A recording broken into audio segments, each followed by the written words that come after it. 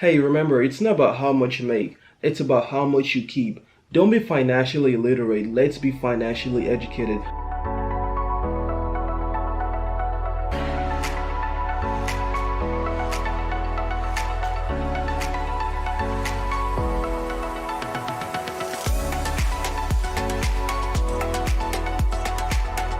Welcome back guys, it's OG here. So as many of you guys know, on this video right here, I briefly talked about asset and liability, but today we would go in depth on this topic and talk about its full effect on our financial life.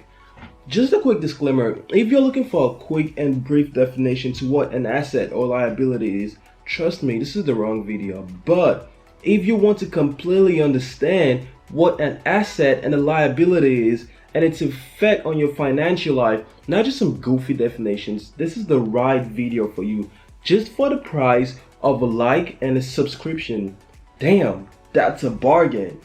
Asset is our financial guardian angel and liability is the big bad wolf. Before we get started, let's get to know our financial guardian angel and the big bad wolf. Asset by definition is something valuable you own that has the potential to generate you income, or something that has the potential to put money in your pocket. While a liability is anything that takes money from you or causes a negative cash flow on your account, either a personal account, investment account, or a business account. It doesn't really matter what account it is. Before we go into the depth of the financial ocean, first, let's talk about a game of life literally everyone plays but most don't know about. And this game is called Cashflow. So, what is cash flow? I mean, it's simply a game. No, I'm joking. Cash flow is the movement of cash in and out of an account, either a business account, investment, or personal account. Again, it doesn't really matter. It is important to pay attention to cash flow in order to manage your finance thoroughly and in order to prevent unnecessarily financial loss. In order to understand the full effect of an asset or a liability, we need to know the difference between positive and negative cash flow. Positive cash flow is when the inward cash flow exceeds the outward cash flow, meaning you have more money coming into your account and less money leaving your account, and at the end of every month you have more than you started the month with, and the inverse for a negative cash flow. So for example, let's say you started the month with $1,000 and ended the month with $1,200. Now you have a positive cash flow because you have an extra $200. But when you start the month with $1,000 and you end up with $800 by the end of the month, you're having a negative cash flow, and this needs to be taken care of. Majority of people don't understand this game or don't even know it exists, which results to them not paying attention to it. That's why they make money and end up giving it up to make others rich. But by the end of this video, you and I will completely be aware of this game and make it work in our favor. Asset has the potential to make us financially free and wealthy, but we need to be aware of it and exploit it to our advantage. Just the same way liability has the potential to keep us broke and be among the Americans who live paycheck to paycheck and financially doomed. If you're stuck in the loop of making money just to pay off debts, this is a sign that you have only been acquiring liabilities so far and it's time to make some changes. See, liability is cunning.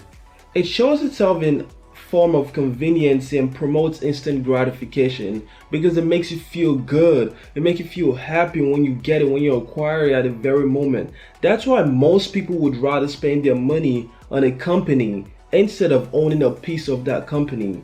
Why spend $1,200 on the latest iPhone when you could have spent $135 on a stock that will appreciate over time, meaning you're owning a piece of Apple company now, and the piece of that company is going to appreciate over time. Your iPhone is not going to appreciate over time. Worse, it's going to depreciate because you can't really sell it for the same price you bought it for. Or why would you spend $100 on one night dinner when you can spend $100 on week's supply of food?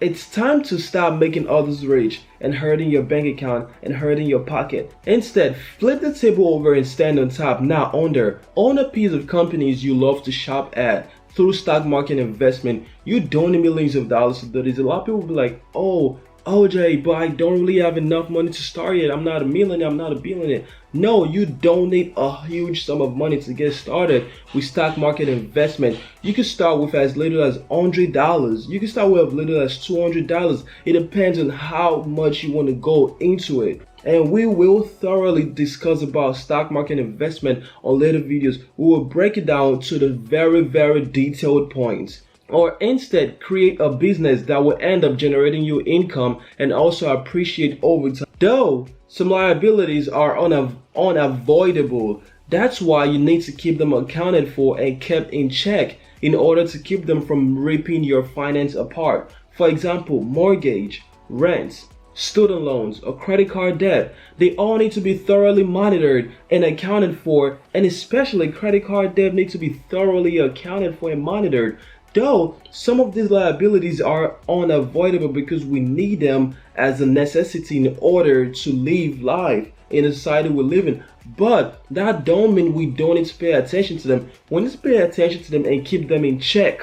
But when it comes to liabilities that can be easily avoidable, for example, cable bill or phone bill, or that Netflix subscription you don't really need, why get a premium account when you would have been just fine with a regular account? Why purchase new pair of shoes when you would have been just fine with shoes that you already have? Liability like this should be cut from your cash flow because they only result in negative cash flow.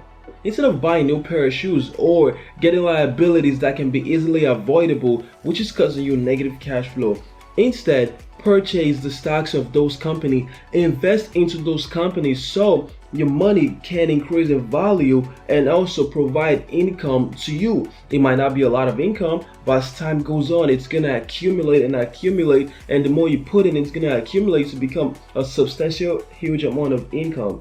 After getting rid of as much liabilities as we can, it's time to start purchasing assets.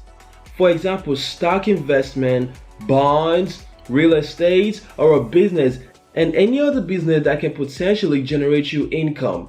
But remember, in order to completely take control of our spending and cash flow, we need to be able to track them. And that's where budgeting comes in.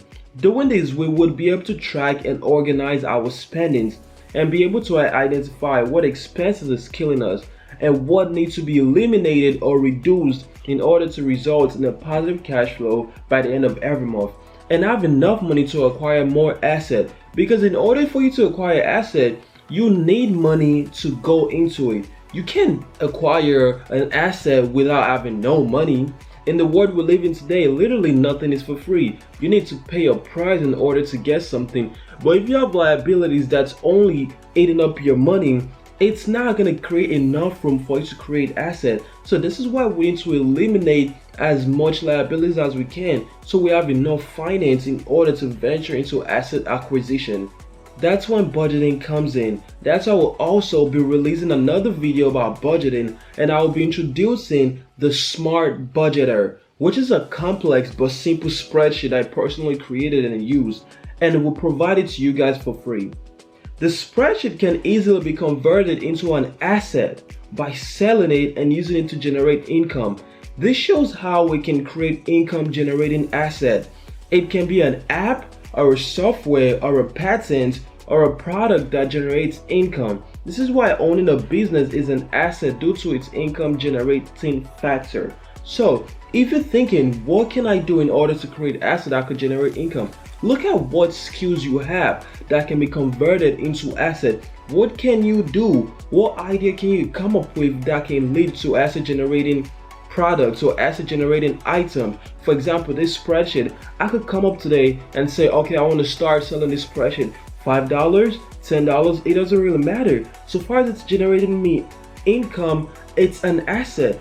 Now that we understand what an asset is, what a liability is, and their effect on our cash flow, it's time to take action by tracking your spendings, cutting your liability short, and filling up the basket of asset. Keep on stacking up that basket of asset. Keep on adding more to your asset. Remember, the goal is not to be cheap or not live life to the fullest. The goal is to acquire a financial life that will let us live life to the fullest without hurting ourselves financially. We want to be financially stable and free. So if you guys gain value from this video, please leave a like and a subscription if you haven't. And below is a quick survey on your viewer experience and how I can make it better and suitable for your viewer experience. Thank you, and let's get some assets.